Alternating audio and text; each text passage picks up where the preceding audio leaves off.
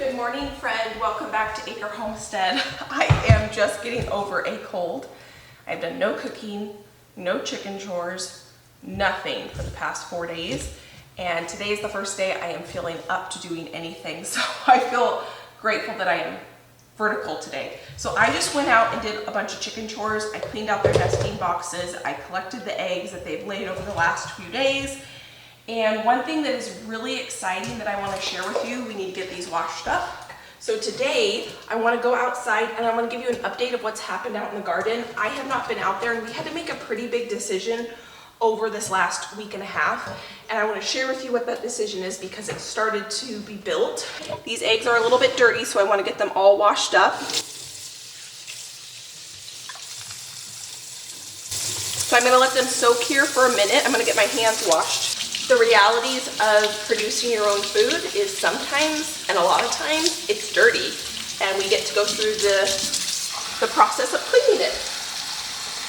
I think it's totally worth it to have my own farm fresh eggs. So this company, not only do they give you the soil test results and what your high and low and everything, and it makes it super easy to read. I'm excited to share with it to you.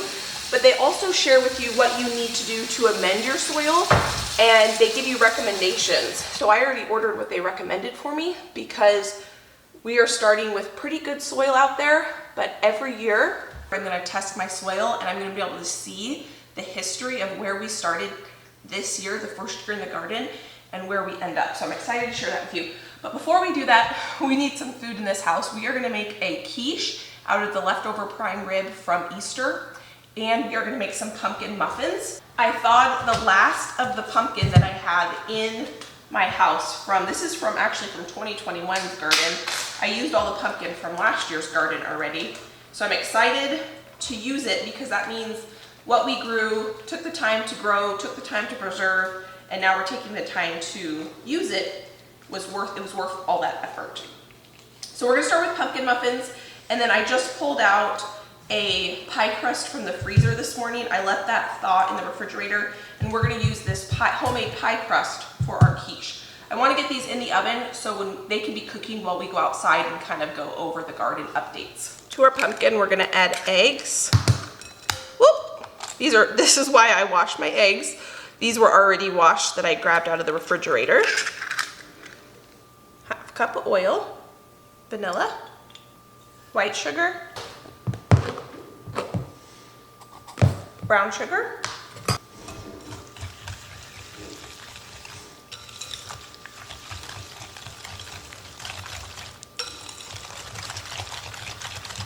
these are not just any pumpkin muffins, these are cream cheese swirl pumpkin muffins. They're so good.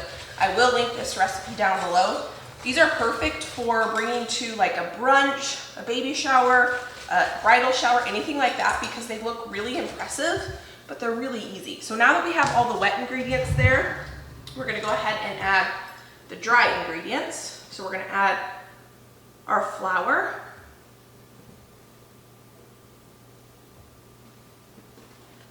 I've got my recipe over there.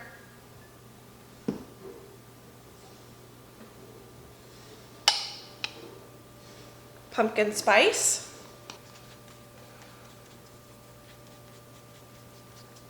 Baking soda. And that is all the ingredients for the base pumpkin muffin. But I just had a thought. I might want to turn this into pumpkin bread instead of pumpkin muffins. I'm gonna have to think about that. You can turn almost any muffin recipe into a loaf if you want. And this one does make a good loaf, but I'm trying to decide. And that is how easy it is to make the pumpkin muffin base. You can bake this off just like this if you want and skip the cream cheese part, but we're gonna go ahead and make the cream cheese swirl part just because it's delicious. Well, never mind. I'm not gonna make the cream cheese filling because I don't have any cream cheese. I really thought I had cream cheese in the house and I guess I don't. So we will just go ahead and bake up the batter just like that.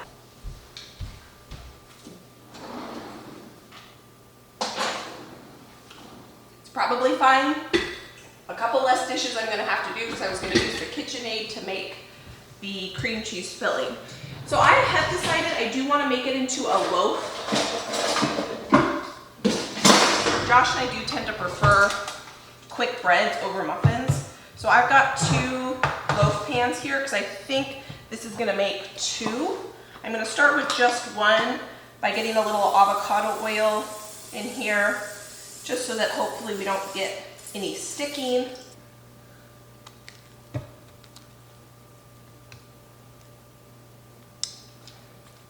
I think all of that will fit in one.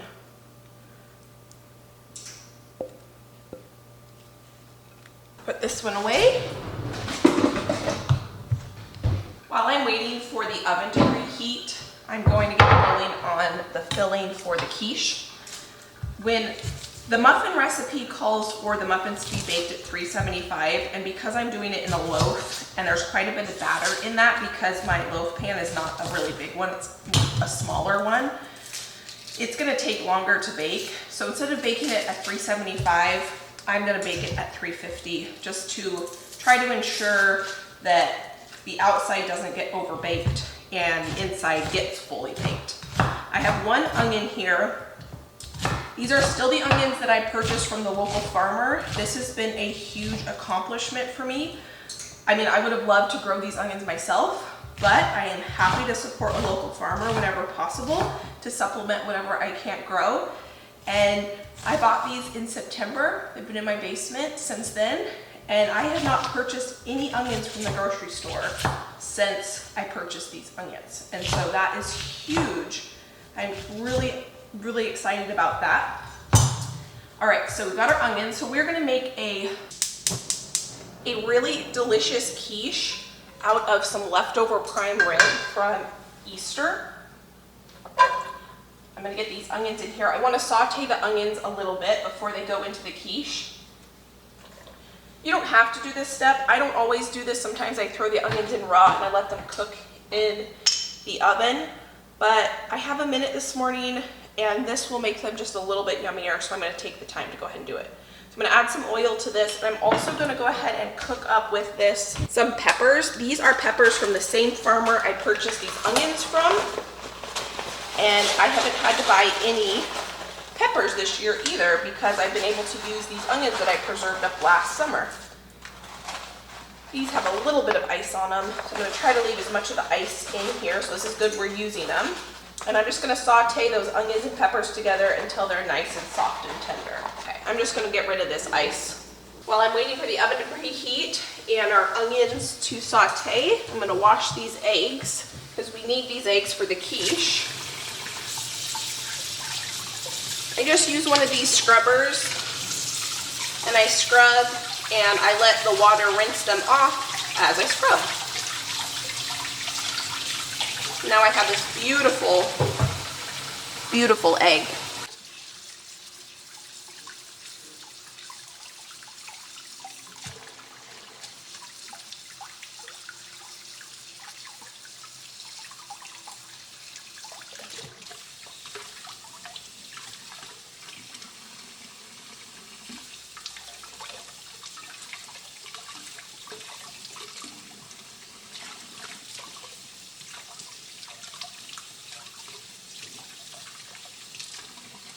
What I like to do with this scrubber after I use it to wash eggs is I go ahead and I put it in my dishwasher and I let my dishwasher clean and sanitize it. And that way everything is nice and clean when I want to go use that to wash dishes. And I'm going to wipe my counter down. And we got that chore checked off the list. I actually really like washing eggs because I think it's really beautiful to see all the different color varieties. I don't have fancy chickens that lay the fanciest color eggs, but I still think they lay really beautiful eggs. Every once in a while I get surprised with one that's just super stunning like this one. It's green and speckled and just really, really pretty. And the onions are almost done in that amount of time it took us to wash those eggs. And our oven just preheated so we can get our, I'm going back and forth whether I think that that's too much batter in that. I think it is. I think if I try to bake this, it's gonna take too long to bake. So what I'm gonna do, I've decided, I'm gonna make just a couple muffins, maybe 2.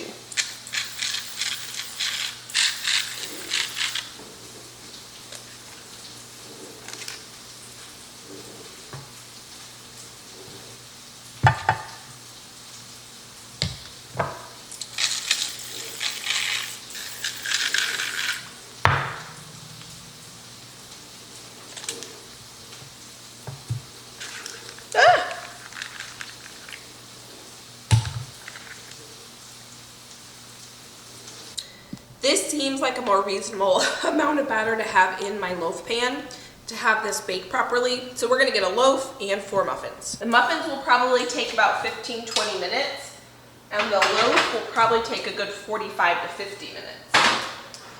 So we'll start with that, and now we can roll out our pastry. I love keeping frozen pie crust in my freezer to pull out whenever I want to make a really fast pie or quiche. We probably eat more quiche than we do pie, especially with, you know, having chickens.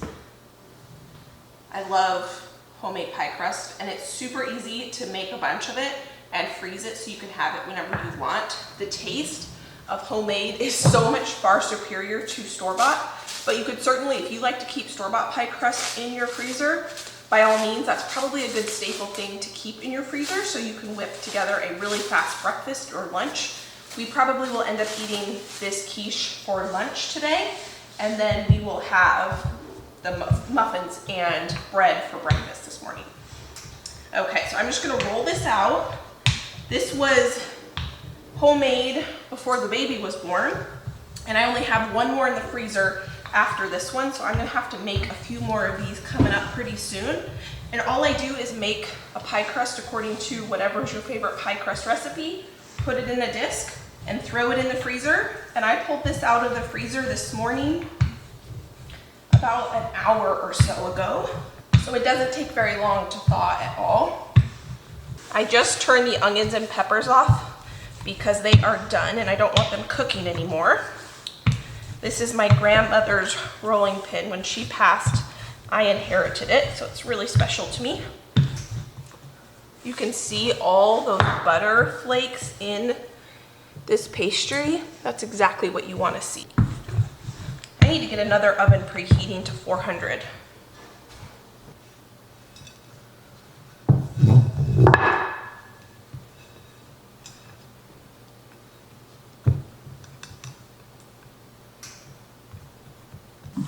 I don't typically cut the crust excess off. I just fold it under because I like the flavor of homemade pie crust. So I don't want to waste any of it. So if there is a little extra, it just gets folded over.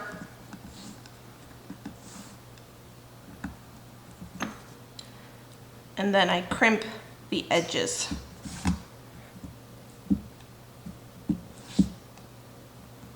There we go.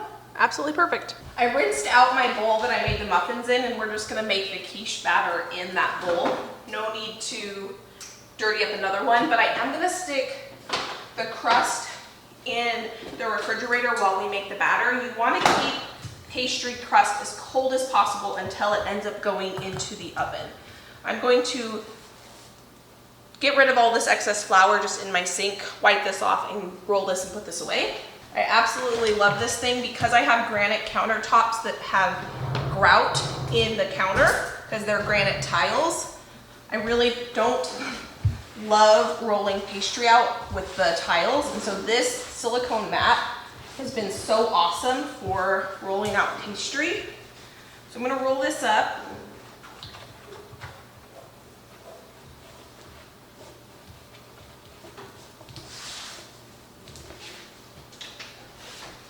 Put that away. And now we can make the filling. Of course, we need eggs.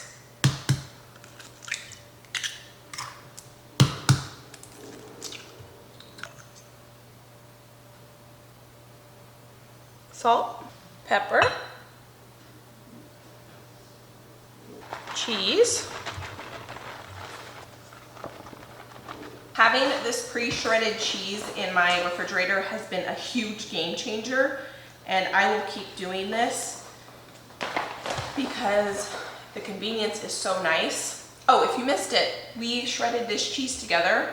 I shredded a bunch of it. I think I shredded 10 pounds. I put it in these silicone bags in about 1 pound packaging. And then I threw that in the freezer, and it is amazing. So here are our onions and peppers. These smell incredible. We've got a nice color to them. Like I said, you don't have to go through this step, but I had a few minutes while I was doing other things in the kitchen, so I thought it would be worth it to do this step. Now this right here is what makes this quiche extra special. This is our leftover prime rib from Easter. And when I got home and I had some of the leftovers, I chopped it up and threw it in the freezer. And then I just pulled it out of the freezer, and we're gonna put maybe about a cup in that. So it's basically, we're having a steak and egg quiche that is to die for because it has prime rib in it. Super, super fancy. Oh, and we need one more thing. I almost forgot. We need just a little bit of quiche is one of those things that really just has a base of eggs, salt, pepper, milk, cheese, and then some fillings, whether that's vegetables or another protein, or you could leave the cheese out if you want. You can kind of just, if you have the base recipe of a quiche, you can add whatever fixings you want to it. In the summer, I love plopping whole, or you can even do frozen, cherry tomatoes in your quiche. And when it bakes up, it almost turns into like a sun-dried tomato, and they pop in your mouth, and they're so good. But we don't have any cherry tomatoes right now. So this looks perfect. This is gonna be a really decadent quiche. This definitely can be a lunch or dinner item. I'll pull our crust out. I have a piece of parchment paper on a baking dish, just so that when and if anything boils over, it's gonna boil over onto the parchment paper, not into the bottom of my oven. And then I'm also going to top our quiche with a piece of foil for about half the cooking time, and then we'll take the foil off and let it finish baking without the foil. The reason we're doing that is we're trying to ensure the bottom crust be completely cooked before the top gets too browned and cooked. So a lot of times when we bake quiche, especially if we don't blind bake the crust first, meaning we pre-bake the crust, put the filling in, and then bake it again, the bottom layer does not get cooked all the way through, because it just doesn't have enough time in the oven before the filling sets and it gets golden brown on the top. So I don't like blind baking if I can avoid it, because it's just an extra step. So what I have found, if I put a piece of foil over the top and bake it for the majority of the time with the foil on the top, then it gives the quiche enough time in the oven to get that bottom crust nice and baked before the top gets too brown. All right, now we've got everything in the oven. I do need to tidy up just a little bit. It's not too bad in here, and then we're gonna head outside. This is life, isn't it? We never seem to, at least I don't. My kitchen never is fully clean. This is a working kitchen. This is a real life kitchen. This is me in my kitchen trying to feed my family. And it's just a constant state of making messes to feed my family, clean them up just in time to make more messes to feed my family well. I guess that's part of it when you do a lot of cooking from scratch, is this kitchen is always in a state of flux. It doesn't stay clean around here for too long. But I do like these days where I can get in the kitchen in the morning and I can try to get the kitchen a little bit tidy before Josh gets home, so that we can kind of enjoy our evenings together. That's kind of been my new routine, is on days that he goes to work, because he's a computer programmer, so he has days where he can work from home, but he also has days where he needs to go in. So on days where he goes into the office, my new routine has been to get in the kitchen, get dinner ready, because I'm not going to do any more cooking for the rest of the day, because I'll have the kitchen clean. We'll have either quiche for lunch and dinner, or we will eat some leftovers or make a quesadilla or something really easy. But then when he gets home, we can just enjoy time together. And then on days where he works from home, I really enjoyed where those are usually my office days where I spend most of the time on my computer and get no kitchen work done. And so then when he is done with work in the evening, I pass the baby on to him, and I can then come into the kitchen all by myself, and I can enjoy kind of cooking in the kitchen and enjoy that kind of zen moment, just me in my kitchen by myself. And that's been really fun. I've kind of enjoyed learning this new routine. It's been definitely an adventure learning our new routines, and it's been fun and it's working out really well. So I kind of have those two routines where either I get in the kitchen in the morning, I get dinner, lunch, breakfast, whatever it might be, and then I try to tidy the kitchen, and then I don't have to be in the kitchen at all for the rest of the day. Or I spend all day on my computer, and then in the evening I can go into the kitchen by myself and I can just have fun being creative, and it can kind of be my outlet for the day. After spending an entire day on my computer, my brain is usually just zapped, and it's fun to get in the kitchen and just kind of be a little bit creative. And so I love those silicone reusable bags. Now those ones in particular, I can't put in the dishwasher, but I do have ones I can put in the dishwasher. And so I just went ahead and washed those by hand. And then I got the sink clean. Anytime I get the sink clean, I feel like, the kitchen is clean. And so I always like to take the time to go ahead and do that.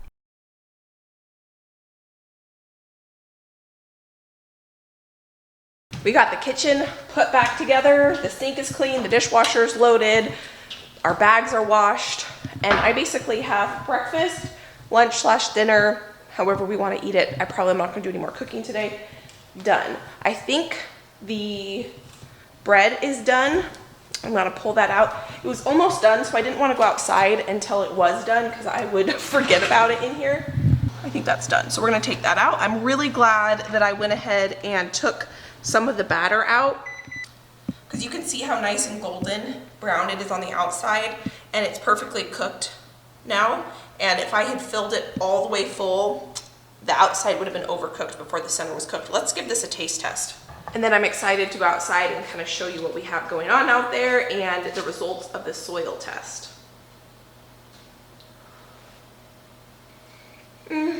So good. So good.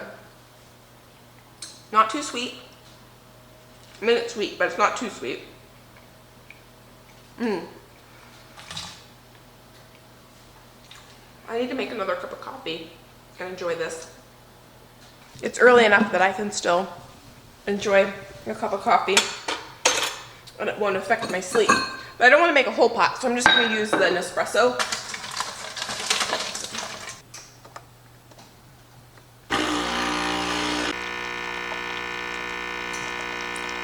I don't know if you were here when I placed my last bulk food order, and I thought I placed an order for 3 quarts of half and half, but I actually placed an order for 3 times 3 quarts of half and half. So I experimented and I threw some of that half and half in the freezer because I freeze whole milk all the time and I freeze cream all the time and never had an issue with it. Well, freezing half and half does not thaw very well. So I think what I'm going to do because I put 4 or 5 of them in the freezer and they're not a good texture to put into your coffee. The cream I think separates from the milk and it's kind of a little off-putting. So oh, that tastes really good. I'm not going to waste it. I think I'm going to use it for cooking because I think the cream will kind of melt and it'll be fine for putting in pasta sauces or dishes where you're cooking it. I think it's going to be okay. I'm definitely not going to throw it away. I will find a use for it.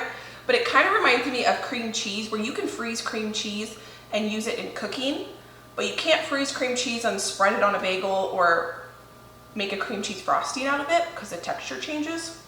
So anyway, just to let you know, I wouldn't recommend freezing half and half. All right, let's go outside. It's beautiful out there. Would you believe it snowed yesterday, April 3rd, and I think yesterday was April 3rd? I don't know, so let's go out there. One of the big things we had to decide on out here, and you're gonna see a huge change in just a second, is this right here. Those posts. That is the deer fence that is going in. Josh, well, let me walk you down here and kind of show you the reason why we at least had to put the posts in this year, because we built this really awesome retaining wall here, and it's starting to be backfilled. This is the first time I've actually seen the stone come all the way up to the retaining wall. And you can see here where the posts are.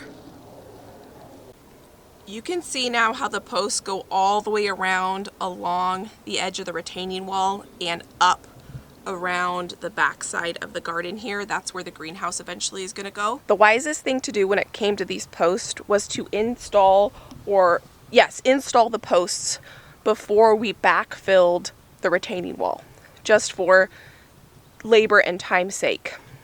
We were going to wait on the deer fence, and the landscaper was really encouraging us to go ahead and at least put the posts in, because it would cost more money down the road if we waited and then had to dig out around this retaining wall to put the posts in. And then Josh was talking and thinking, and he thought, you know what, let's go ahead and put the deer fence in.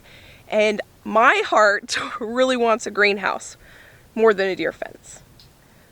But the wise thing to do is to go ahead and just postpone the greenhouse for a little bit and invest in the deer fence. So because we had to put the posts in, we thought, let's go ahead and just get the deer fence in this year and wait on the greenhouse, because this was Josh's his encouragement was to, let's get the deer fence in and then we can invest in the greenhouse. Because if the deer come and eat all my crops, what's the point of having a greenhouse if I can't protect my crops? And I kind of had to, I was like, okay, you're right, that's probably the right decision, let's go for that. But of course my heart wants a greenhouse. And then that night when we decided, there were 5 deer just hanging out in this meadow over here, grazing, and I could see them from my kitchen. I was looking out over the garden and over here, and I saw these 5 deer, and I love watching them. But I know we made the right choice on biting the bullet and going ahead and investing in this deer fence, because like I said, what would be the point of having a greenhouse and starting all these beautiful starts to put them out into the garden and then them getting munched on? And I'm going to show you how great this wall is looking. This is the first time I've been out here in, I think, a week, because my head cold, and it looks so good. So the deer fence is going to come all the way around this way, and that's where this road is. There's going to be a gate up here, and then it comes down and it follows this retaining wall that is now finished. And I think they did a fabulous job. It looks absolutely beautiful. I'm just loving how this is turning out. This is the first time I'm seeing the stone all the way up to the retaining wall, and I think that's beautiful. A few of you guys had some concerns about this stone and being able to put a wheelbarrow on it. This is just the first layer. There's going to be 2 more layers of different kind of stone on top of this, so it's going to be a much smoother surface to be able to have a wheelbarrow on. But this is the first layer. And here's another look. So the stone is starting to be brought in, and then you can see the deer fence, how it comes all the way along the outside or the inside of this beautiful retaining wall we built.